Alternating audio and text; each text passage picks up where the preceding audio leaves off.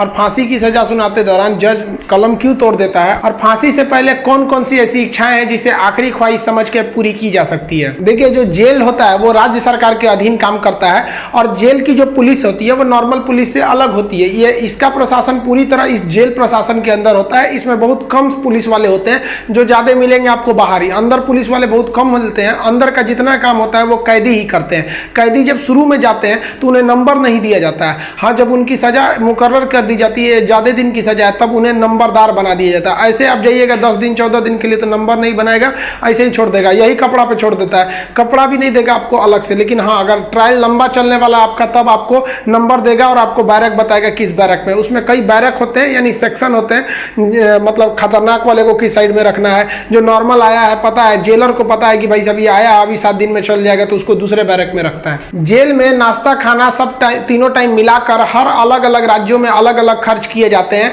कैदियों के ऊपर। अगर भारत के आप टोटल राज्यों को लेंगे तो पर डे एक कैदी के ऊपर लगभग 52 रुपए का खर्च आता है, ये जेल मेन्यू के हिसाब से। जेल में जो नाश्ता दिया जाता है, सुबह 7 बजे नाश्ता आ जाता है, जिसमें एक चाय का रहना कंपलसरी है। चाय के अलावा आपको कभी चना दिया जाएगा, कभी परोटी, ब्रेड, बिस्किट वगैरह दे सकता है, या दलिया दे सकता है। ये सब बिस्किट वगैरह ये अंदर ही बनता है जेल के, ये काफी अच्छा होते हैं सब। नाश्ता तो कम से कम ठीक देते हैं सब वो। दोपहर का लंच 11 से 12 बजे तक आ जाता है। लंच में अगर आप देखेंगे तो रोटी 4 ठो रहेगी, और आपको थोड़ा सा चावल और दाल दिया जाएगा। सब्जी कोई भी मौसमी सब्जी हो सकती है। दाल इतना रहेगा कि वो पानी की तरह पतला रहेगा दाल। आपको इस पे एकदम हल्का खाना दिया जाता है। रात का खाना भी दिन के खाने के समय सेम रहता है, बट रात के वक्त में चावल आपको नहीं दिया जाता है। रोटी जो दे दिया जाता है वो 6 दे देते हैं, चावल नहीं दिया जाएगा। दाल और सब्जी नॉर्मल टाइप की सब्जी रहती है, जिससे खा के आप बीमार न पड़े। रात का खाना जो है ना वो शाम 5 बजे रेडी हो जाता है। आपका मन उसी टाइम खाइए या रात 9 बजे खाइए, उससे मतलब नहीं है, वो वहीं दे देगा।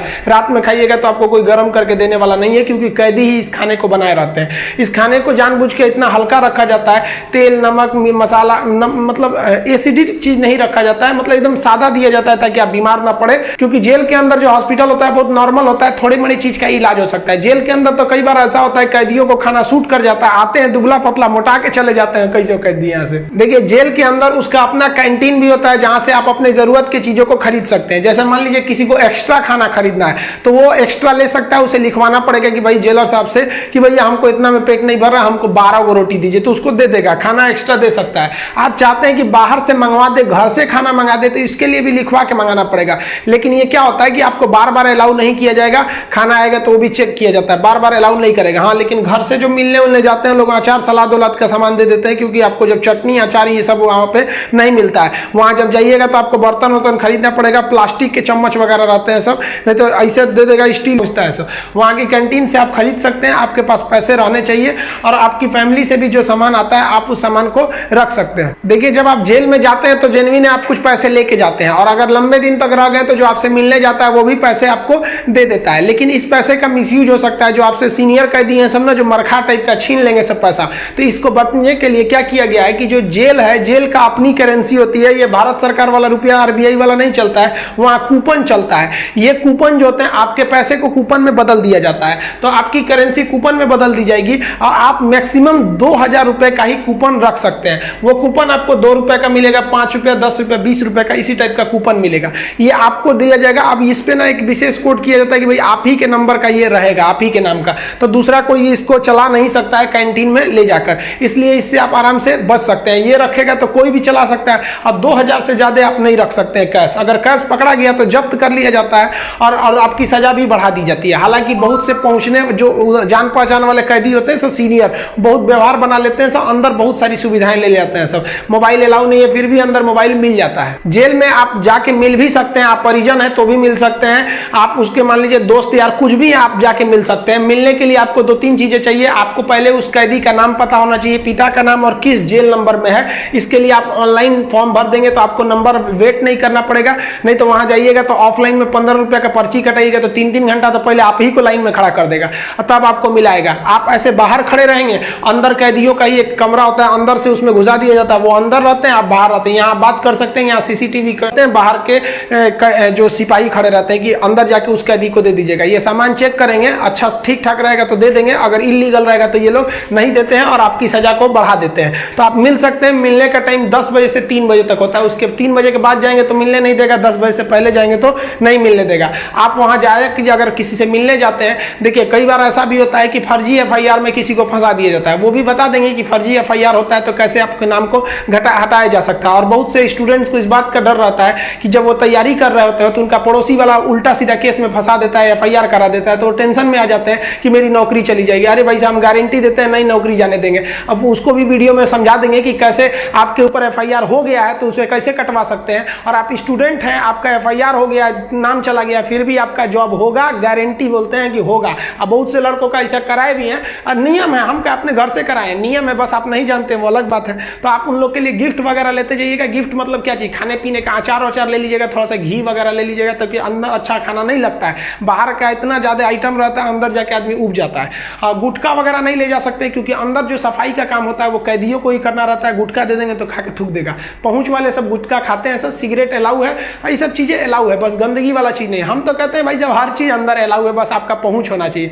अगर आपके पास पैसा और पहुंच है ना, तो जेल और बाहर में कोई खास फर्क नहीं समझ में आएगा। ऐसे नॉर्मल वालों के लिए सारे नियम कानून है। अब मिलने का मतलब ये नहीं कि डेली डेली मिलने जा रहे हैं, हफ्ते में आपको 3 बार ही मिलने दिया जाएगा, और बड़ा अपराधी है तो 2 बार, कई को तो हफ्ता में 1 बार अलाउ करता है। अब कुछ ऐसे भी अपराधी रहते हैं बहुत खतरनाक, उनको अलाउ नहीं करता है मिलने। तो ऑन एन एवरेज आप हफ्ते में 3 बार किसी जाके मिल सकते हैं। 15 से 20 रुपए की आपको रसीद लगेगी मिलने के लिए। जेल के अंदर स्टडी रूम होता है, वहां जाके आप आराम से पढ़ाई कर सकते हैं। लाइब्रेरी तो इतना, आप वहां से अंदर जाके पढ़ाई भी कर सकते हैं। इग्नू से आपको सर्टिफिकेट दे दिया जाएगा, आपका एग्जाम वगैरह भी होगा, आप वहां से पढ़ाई कर सकते हैं। सो जो आप बाहर में पढ़ाई नहीं किया, मार काट करके अंदर जाएगा, लेकिन हाँ उसमें पढ़ते हुए भी देखे हैं। जेल के अंदर हर एक कैदी को खुद ही काम करना होता है, क्योंकि अंदर सिपाही कम रहते हैं। मार धार करिएगा, खूब पिटा जाइएगा ना तो आके छोड़ा देंगे सब। अंदर शांति से रहना चाहिए। अंदर भी, जेल के अंदर भी ना ग्रुप होता है, वो उसके ग्रुप का है, वो उसके ग्रुप का है।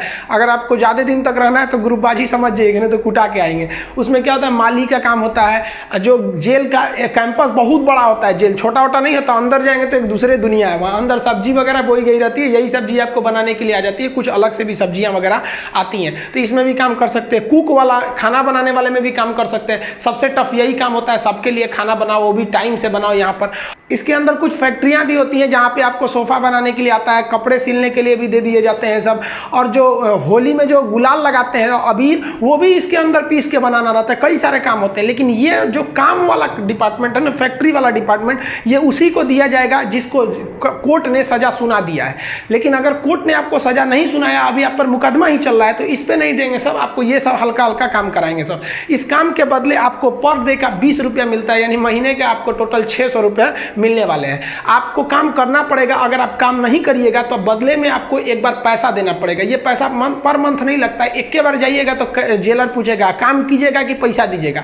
तो जो पैसा देते हैं उसे हाता कहा जाता है। अब ये जो हाता का अमाउंट होता है, ये डिपेंड करता है, अलग अलग जेल पे थोड़ा सा डिफरेंट होता है, लेकिन एक ही बार इस हाता को देना रहता है। लेकिन अगर आप काम करेंगे तो अच्छा रहता है। कोशिश करिएगा आप लोग, अगर बाय द वे गलती से चले, देखिए ऐसा नहीं है कि आप मर्डर करके जाइएगा, आपको कभी गलती से भी फंसाया जा सकता है। हम लोग को बड़का कहीं बम फोड़े थे लोग, हम लोग का भी क्या था भाई, स्टूडेंट्स की मांग कर रहे थे लोग, उठा कर डाल दिया उसमें, तो काम का आप कर सकते हैं उसमें। तो ये सब काम थोड़ा सा इजी रहता है। काम का बदले फायदा क्या होता है कि आपको खाना अनलिमिटेड मिलेगा, आप जितना खाना चाहे खा सकते हैं, और खाने की थोड़ी सी कैटेगरी थोड़ी आपकी अच्छी कर दी जाती है। अगर आप काम नहीं कीजिएगा तो आपको खाना गिन के मिलेगा, 4 रोटी 6 रोटी, इससे ज्यादा नहीं मिलेगा, चाहिए तो लिखवाइए वगैरह। तो काम करने वालों को कुछ अच्छा फैसिलिटी दी जाती है। देखिए कई लोग को लगता है कि जेल में ना जो एक दिन होता है वो 12 घंटे का होता है, ऐसा नहीं है। पहले अंग्रेजों के वो एक, जैसे आपके लिए 24 घंटे का एक दिन होता है, वैसे जेल में भी होता है। अब कुछ लोग कहते हैं किसी को 10 साल की सजा हुई तो 5 साल में आ जाएगा, ऐसा फिल्मों में भी होता था पहले का ही तब। लेकिन अभी के समय में अगर आपको 10 साल की सजा हुई तो 10 साल बाद निकलेंगे, यानी आपके लिए भी दिन जो है वो 24 घंटे का ही है।